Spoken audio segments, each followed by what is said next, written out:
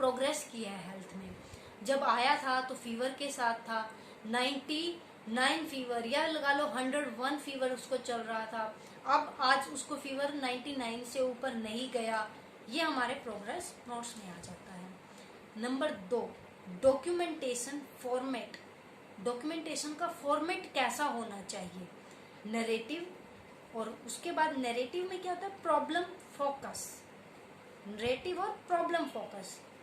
अब नरेटिव में आ जाता है कि हम उसके बारे में सारी चार्टिंग कर रहे हैं, जो भी उसका प्रॉब्लम्स थी, जो भी हम उसको प्रोवाइड कर रहे थे वो। प्रॉब्लम फोकस्ड में हम उसको 4 पार्ट में डिवाइड करते हैं, APIE। APIE।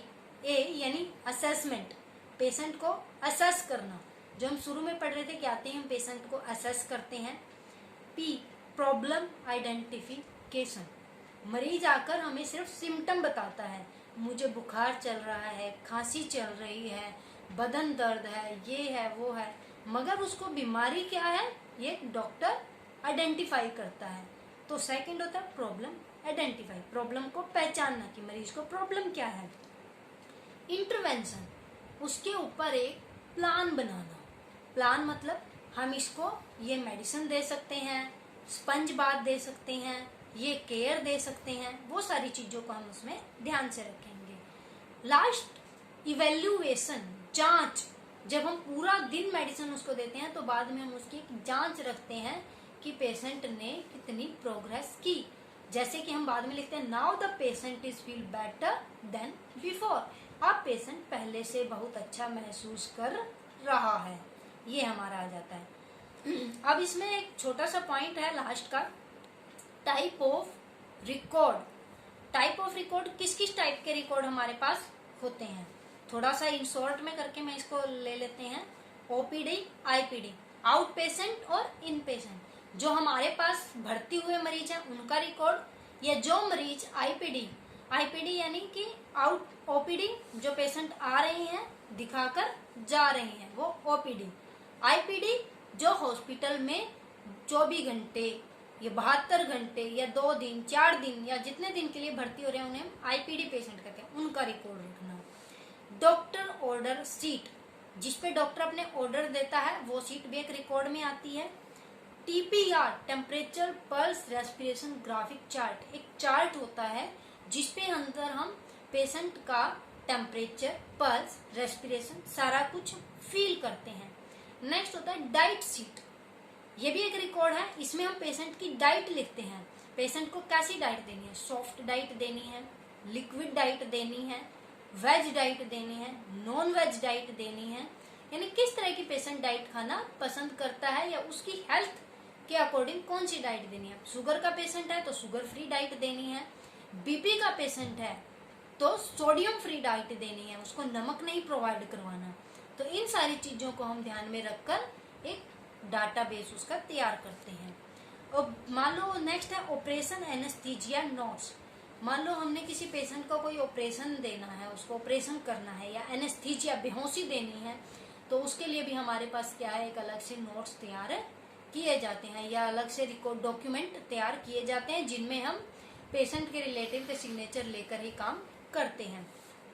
एक इनटेक आउटपुट, इनटेक मतलब कितना लिया, पेशेंट ने क्या क्या खाया, हमने फ्लूइड के द्वारा एनएस, डीएनएस, आरआर जो हम आईवी फ्लूइड देते हैं उससे कितना दिया, वो इनटेक होता है। आउटपुट, पेशेंट ने कितना बॉडी से बाहर निकाला, स्वेटिंग के थ्रू, ठीक है, कोई वॉमिट पेशेंट को लग गई, उसने यूरिन पास कितनी बार किया, स्टूल कितनी बार पास किया, ये हम उसका आउटपुट मेजर करते हैं। यदि उसको कोई पाइप या ड्रेन लगी है तो हम उससे मेजर कर लेते हैं, अदरवाइज हम काउंटिंग में लिख देते हैं कि 2 बार गया, 3 बार गया, ये चीजें आ जाती हैं। ये मैं इम्पोर्टेंट पॉइंट है अगला, medico legal case. Medico legal case क्या होते हैं, हमारा कोई भी पुलिस केस होना।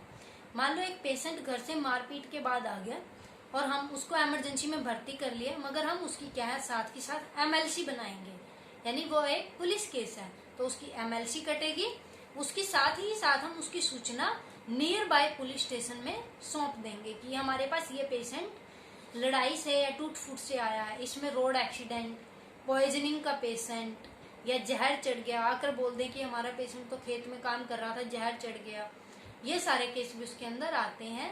एक स्नेक बाइट का भी हमारे पास क्या है, बेसिकली मेडिको लीगल केस में आता है।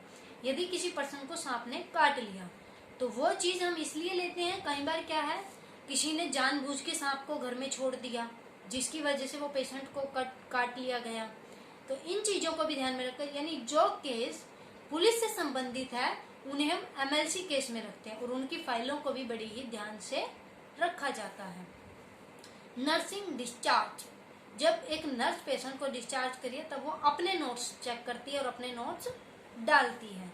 जीडीए, जीडीए को मैंने जैसे पीछे भी आपको बताया कि उसने हर चीज को ध्यान में रखना है।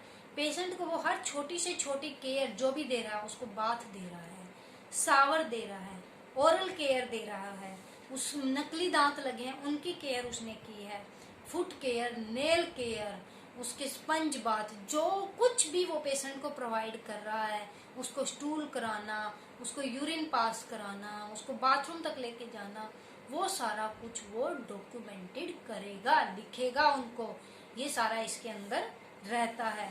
अब जैसा कि हमने आपके सामने पूरी कंप्लीट फर्स्ट यूनिट के बारे में पढ़ा, तो इसका कंक्लूजन हम अगर इसका सारांश निकाल लें तो ये सारी की सारी हमारी जो कंप्लीट यूनिट है वो डिपेंड करती है रिकॉर्ड के बारे में।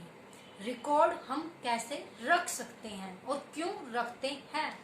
रिकॉर्ड जैसे कि आपने अभी देखा ही है, रिकॉर्ड हमें हर जगह पे हर पॉइंट पे काम आता है।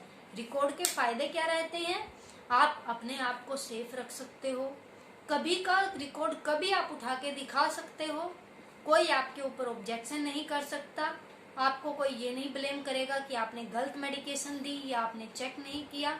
इन सारी चीजों को हम पूरे ही ध्यान से सावधानी से रख सकते हैं। तो आशा है, उम्मीद है कि आपको ये बहुत अच्छे से समझ आया होगा। धन्यवाद।